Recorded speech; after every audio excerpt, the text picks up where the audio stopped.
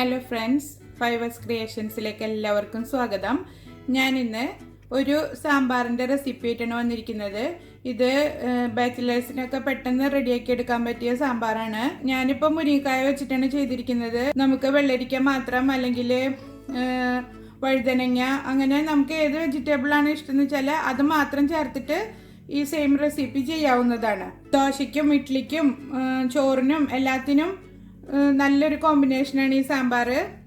നിങ്ങൾ ആദ്യമായിട്ടാണ് എൻ്റെ ചാനൽ കാണുന്നുണ്ടെങ്കിൽ സബ്സ്ക്രൈബ് ചെയ്യാൻ മറക്കരുത്. അപ്പോൾ ഇനി ഇത് പെട്ടെന്ന് പോയിട്ട് ഇതെങ്ങനെ ഉണ്ടാക്കുന്നതെന്ന് കണ്ടിട്ട് വരാം. സാമ്പാർ റെഡിയാക്കാൻ വേണ്ടിയിട്ട് ഞാൻ കുക്കർ അടുപ്പത്ത് വെച്ചിട്ടുണ്ട്. അതിലേക്ക് 1 കപ്പ് പരിപ്പ് ഞാൻ കഴുകി വൃത്തിയാക്കിയിട്ട് ഒരു 10-15 മിനിറ്റ് കുതിർത്തെടുത്തതാണ്. അത് കുക്കറിലേക്ക് ഇട്ട് കൊടുക്കുക. അതിലേക്ക് പാകത്തിന് വെള്ളം ഒഴിച്ചു കൊടുക്കുക. ഞാനിപ്പോൾ ഈ ഒരു ബൗൾ കൊണ്ട് 2 ബൗൾ വെള്ളം ഒഴിച്ചു കൊടുക്കുന്നുണ്ട്. പരിപ്പ് ഇത്തിരി നേരം കുതിർത്തിട്ട് വേവിക്കുമ്പോൾ പെട്ടെന്ന് വെന്ത് കിട്ടും. അഥവാ കുതിർത്തില്ലെങ്കിലും കുഴപ്പമൊന്നുമില്ല കേട്ടോ.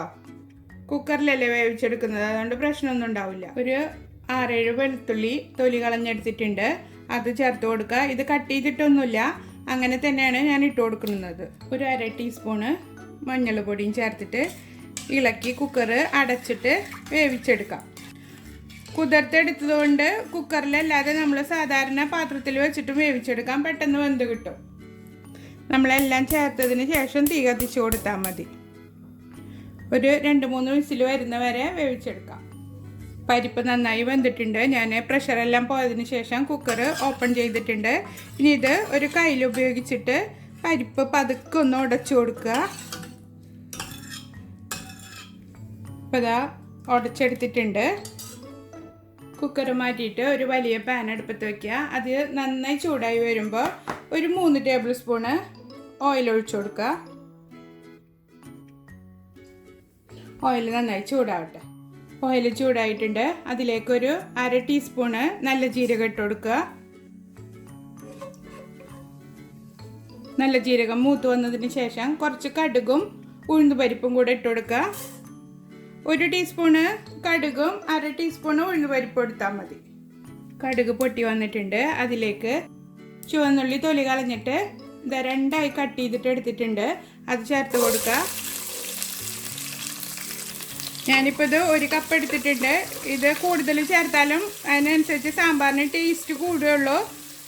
പിന്നെ സമയമില്ല എന്നുണ്ടെങ്കിൽ സവാള വെച്ചിട്ടും ചെയ്യാം. പക്ഷെ മുരിങ്ങയ്ക്ക സാമ്പാറിന് എപ്പോഴും ചുവന്നുള്ളിയാണ് ടേസ്റ്റ് തരിക.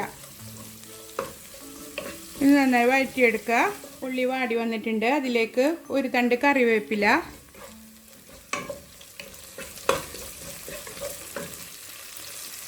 2 ഉണക്കമുളക് തണ്ടോട് കൂടി തന്നെ നടു പൊട്ടിച്ചിട്ട് ഇട്ട് കൊടുക്കുക. അപ്പോൾ ഇതാ ഉള്ളിയൊക്കെ വാടി വന്നിട്ടുണ്ട്. അതിലേക്കൊരു 3/4 ടീസ്പൂണ് കായപ്പൊടി ഇട്ട് കൊടുക്കുക. ഇനി ഇതിലേക്ക് തക്കാളി ചേർത്ത് കൊടുക്കുക. ഒരു 2 തക്കാളി ചെറുതാക്കി കട്ട് ചെയ്തതാണ്, അത് ചേർത്തിട്ട് വഴറ്റുക. തക്കാളി നല്ല കുഴമ്പ് പോലെ വഴറ്റേണ്ട ആവശ്യമില്ല. തക്കാളി ഇങ്ങനെ കിടക്കുന്നത് കണ്ടാലും കുഴപ്പമൊന്നുമില്ല, ഒന്ന് വാടി കിട്ടിയാൽ മതി. ഇത് വാടുന്ന സമയം കൊണ്ട് മുരിങ്ങക്കായ തൊലിയെല്ലാം കളഞ്ഞ് കട്ട് ചെയ്തെടുക്കുക. ഒരു 3 മുരിങ്ങക്കായ കട്ട് ചെയ്തെടുത്താൽ മതി. ഇതാ തക്കാളിയൊക്കെ വാടി വന്നിട്ടുണ്ട്. ഇനി നമുക്ക് പരിപ്പ് വേവിച്ചത് ഇതിലേക്ക് ഒഴിച്ചു കൊടുക്കാം. ഇതിലേക്ക് ഒഴിച്ചു കൊടുത്തിട്ടുണ്ട്. ഇത് ഇത്തിരി കുറുകിയിട്ടാണ് ഇരിക്കുന്നത്, അതുകൊണ്ട് ഞാൻ കുറച്ചുകൂടെ വെള്ളം ഒഴിക്കുന്നുണ്ട്. കുക്കർ കഴുകിയിട്ട് ആ വെള്ളം തന്നെ ഒഴിച്ചു കൊടുത്താൽ മതി.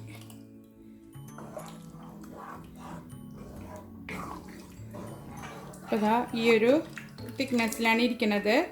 ഇത് മുരിങ്ങയ്ക്ക സാമ്പാർ നല്ല കട്ടിയായിട്ടും ഇരിക്കരുത്, നല്ല വെള്ളം പോലെ ഇരിക്കരുത്. ആ ഒരു തിക്നെസ്സിൽ വേണം റെഡിയാക്കി എടുക്കാൻ. ഇനി നമുക്ക് മുരിങ്ങക്കായ ചേർത്ത് കൊടുക്കാം. ഇത് ഞാൻ കട്ട് ചെയ്ത് കഴുകി വൃത്തിയാക്കി എടുത്തിട്ടുണ്ട്. ഇതാ മുരിങ്ങക്കായൊക്കെ ചേർത്തിട്ടുണ്ട്. ഇനി നമുക്കിത് മൂടി വെച്ചിട്ട് ഒരു 7 മിനിറ്റ് മുതൽ 10 മിനിറ്റ് വരെ വേവിച്ചെടുക്കാം. ഇതൊന്ന് തിളച്ചതിന് ശേഷം നമുക്ക് പുളിയും ഉപ്പൊക്കെ ചേർത്ത് കൊടുക്കാം. ഇത് നന്നായി തിളച്ച് വന്നിട്ടുണ്ട്. ഇനി നമുക്കിതിലേക്ക് സാമ്പാർ പൊടി ചേർത്ത് കൊടുക്കാം. ഞാൻ സാമ്പാർ പൊടിയിലാണ് ചെയ്യുന്നത്. നിങ്ങൾക്ക് മസാലകൾ ചേർത്ത് ചെയ്യണമെന്നുണ്ട് വെച്ചാൽ 2 ടീസ്പൂണ് മല്ലിപ്പൊടി, 1 ടീസ്പൂണ് മുളക് പൊടി, ആ ഒരു രീതിയിൽ ഇട്ടിട്ട് ചെയ്തെടുക്കാവുന്നതാണ്. ഞാനിപ്പോൾ ഒരു 2 ടേബിൾ സ്പൂണ് സാമ്പാർ പൊടി എടുക്കുന്നത്. ഈസ്റ്റേൻ്റെ സാമ്പാർ പൊടിയാണ് ഞാൻ എടുത്തിരിക്കുന്നത്. നന്നായി ഇളക്കി മിക്സ് ചെയ്ത് കൊടുക്കുക. ഇളക്കി നോക്കിയിട്ട് ഇനിയും വേണമെന്നുണ്ടെങ്കിൽ നമുക്ക് മസാലപ്പൊടി ചേർത്ത് കൊടുക്കാവുന്നതാണ്. ഇതിലേക്ക് പാകത്തിന് ഉപ്പിട്ട് കൊടുക്കുക.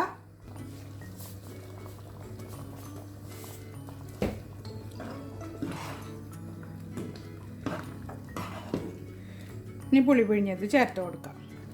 ഞാൻ പുളി പിഴിഞ്ഞെടുത്തിട്ടുണ്ട്. ഒരു നാരങ്ങ വലുപ്പത്തിലുള്ള പുളി വെള്ളത്തിലിട്ട് വെച്ചിട്ട് പിഴിഞ്ഞെടുത്തതാണ്. അതിലേക്ക് ഒഴിച്ചു കൊടുക്കുക. നമ്മൾ ആദ്യം തന്നെ പുളി ഒഴിച്ചു കഴിഞ്ഞാൽ മുരിങ്ങക്കായ വേവില്ല. അതുകൊണ്ടാണ് കുറച്ച് സമയം കഴിഞ്ഞിട്ട് ഒഴിച്ചു കൊടുക്കുന്നത്. ഇനി നമുക്ക് മൂടി വെച്ചിട്ട് ഒരു 5 മിനിറ്റും കൂടെ വേവിച്ചെടുക്കാം. നമ്മുടെ മുരിങ്ങക്കായ സാമ്പാർ റെഡി ആയിട്ടുണ്ട്. വേണ്ട, ഇങ്ങനെ ചെയ്തതുകൊണ്ട് മുരിങ്ങക്കായ ഒട്ടും ഉടഞ്ഞു പോവോ ഒന്നും ചെയ്തിട്ടില്ല. അപ്പോൾ ഇതാ ഈ ഒരു തിക്നെസ്സിലാണ് ഇരിക്കുന്നത്.